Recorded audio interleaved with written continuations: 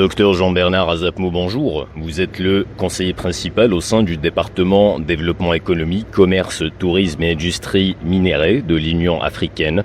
Nous sommes au Palais des Expositions, pas maritime. Nous voyons depuis quelques jours un engouement autour de cet événement continental, une dynamique spéciale qui caractérise cette 4e édition de la foire commerciale intra-africaine. Voilà, déjà la foire commerciale intra-africaine est l'un des plus beaux projets que nous, Union africaine, on a eu à, n'est-ce pas, poser les jalons avec la Banque africaine Import-Export, car cela remonte à 2018, n'est-ce pas, lorsque le projet a été lancé. La première édition s'est tenue au Caire, la deuxième à Durban, en Afrique du Sud, et puis on est revenu au Caire, et nous voici en Algérie. Donc c'est un projet qui avait été conçu à l'aube, n'est-ce pas, du lancement de la finalisation des négociations de la zone de libre-échange continentale africaine, dont l'objectif, c'est, n'est-ce pas, d'essayer de réduire le gap d'information entre les producteurs et les acheteurs. Parce qu'on s'était rendu compte que l'Afrique faisait beaucoup de choses. L'Afrique produit pratiquement tout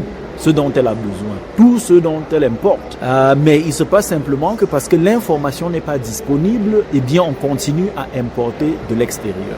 Donc c'était cela, et l'autre c'était aussi de se dire, bon ben il faut donner la possibilité aux Africains de se mouvoir à travers le continent. Et d'édition en édition, ce que l'on a remarqué, c'est cette croissance, n'est-ce pas, en termes de participants, en termes de visiteurs, en termes de secteurs, n'est-ce pas, d'activités qui sont représentés, et en termes de pays qui participent également, n'est-ce pas, et même dans les pays, quand on voit la dimension des pavillons, n'est-ce pas, ça grandit, et puis donc ça montre qu'il y a de l'engouement, et je crois que Alger nous montre aussi, n'est-ce pas, que les records des 3 premières éditions va être battus. Donc ça déjà c'est un point assez positif. Là vous êtes dans le village de l'Union africaine, dont vous avez 3 grands espaces. Vous avez un pavillon pour les femmes transformatrices. Vous avez un pavillon pour les jeunes start-up, n'est-ce pas, les jeunes start-up qui a été lancé depuis 2021, dont nous en sommes à la 3e édition, et qui est l'un des secteurs les plus en vue, n'est-ce pas, de cette fois, parce que pour cette édition, nous avons sélectionné 55 start-up à travers le continent, n'est-ce pas, sur 900. On avait 912 candidats, dont on a sélectionné 55 qui sont là avec des projets, des idées innovantes, n'est-ce pas, qui donnent des solutions aux problèmes de l'Afrique. C'est un peu ça, quoi. Donc là, on se rend compte que on a un taux de participation qui est, comme je le dis, assez relevé, n'est-ce pas. Les gens continuent à arriver, et je suis sûr qu'on va probablement battre le record des éditions précédentes. On est aussi très très content que l'Algérie se soit déployée en force, parce que c'est aussi une occasion pour l'Algérie de montrer tout son potentiel, de donner la possibilité aux partenaires d'autres pays africains n'est-ce pas, de nouer ces contacts. Donc je crois que c'est une très bonne chose, c'est un sentiment de satisfaction totale jusque-là. Avec tous ces exposants, docteur Jean-Bernard Azapmo, cette 4e édition de la foire commerciale intra-africaine, comme vous l'avez dit, peut battre des records.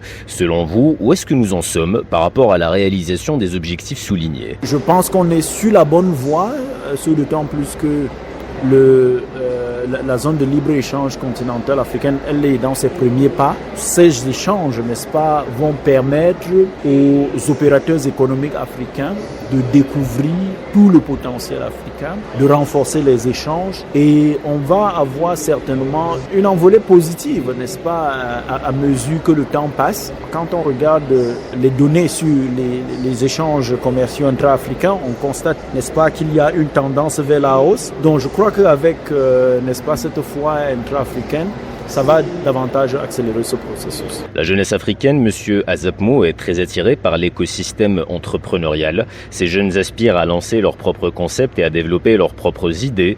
Quel est le potentiel du modèle entrepreneuriat en Afrique? Je pense que 2 choses. La première des choses, c'est que l'entrepreneuriat est le modèle de l'avenir pour l'Afrique.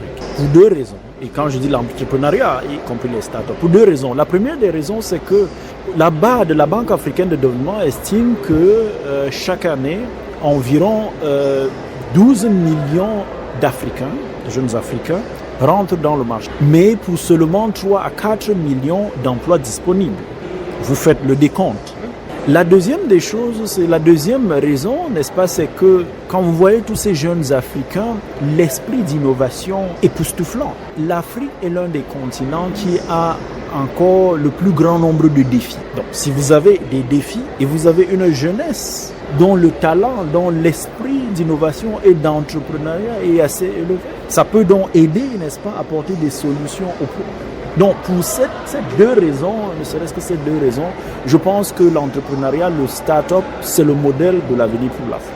Maintenant, et c'est là où on doit travailler, n'est-ce pas, tous les partenaires doivent travailler, il faut créer les conditions pour que ces start-up, n'est-ce pas, puissent passer de l'étape d'idée, pour certains, de projet, de prototype, n'est-ce pas, à une entreprise qui se déploie et qui, n'est-ce pas, emploie, n'est-ce pas, des centaines, voire des milliers de personnes. Monsieur Azapmo, est-ce qu'on pourrait avoir quelques données?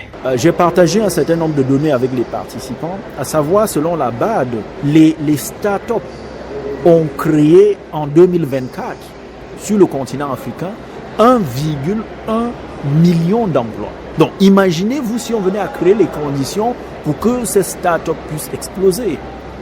Docteur Azapmo, selon vous, y a-t-il des pays africains qui se sont démarqués par rapport à l'assimilation du modèle start-up? Ce qui est intéressant, c'est qu'il y a un certain nombre de pays qui montrent le bon exemple, n'est-ce pas?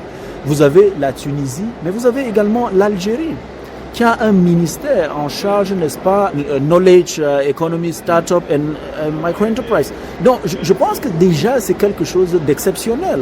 Parce que c'est une reconnaissance, n'est-ce pas, de ce problème, du potentiel des startups et de se dire, si on venait à avoir un département ministériel qui se focalise là-dessus, on prêterait un peu plus d'attention, on les soutiendrait et on les ferait, n'est-ce pas, passer à un autre stade. Donc je crois que c'est ça le principal défi, n'est-ce pas, et comme je l'ai dit, un certain nombre de pays sont en train de nous montrer l'exemple. Maintenant, il faut repliquer cela à travers le continent.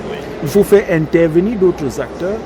Tout à l'heure, j'ai échangé avec l'une des startups qui me disait que leur activité, pour l'instant, en fait, l'un des pans de leur activité a été financé par une grande entreprise, n'est-ce pas, peut-être multinationale, mais une grosse boîte. Donc, ça veut dire quoi? Ça veut dire que ce n'est pas simplement l'État qui doit créer ces conditions. Ces startups pourraient bénéficier aussi, n'est-ce pas, du soutien, de l'accompagnement des entreprises, des grosses boîtes, n'est-ce pas, pour leur permettre de se déployer.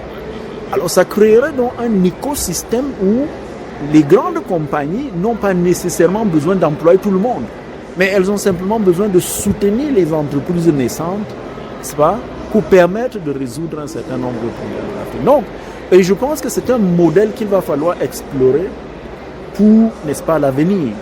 Parce que on est aussi conscient du fait que l'essentiel des gouvernements africains ont un problème de financement, n'est-ce pas, déjà pour les programmes sociaux et qui plus est pour l'entrepreneuriat. Mais il y a ce nouveau modèle qu'il faut donc envisager, encourager, n'est-ce pas, parce que c'est ça aussi l'avenir, quoi, de manière concrète.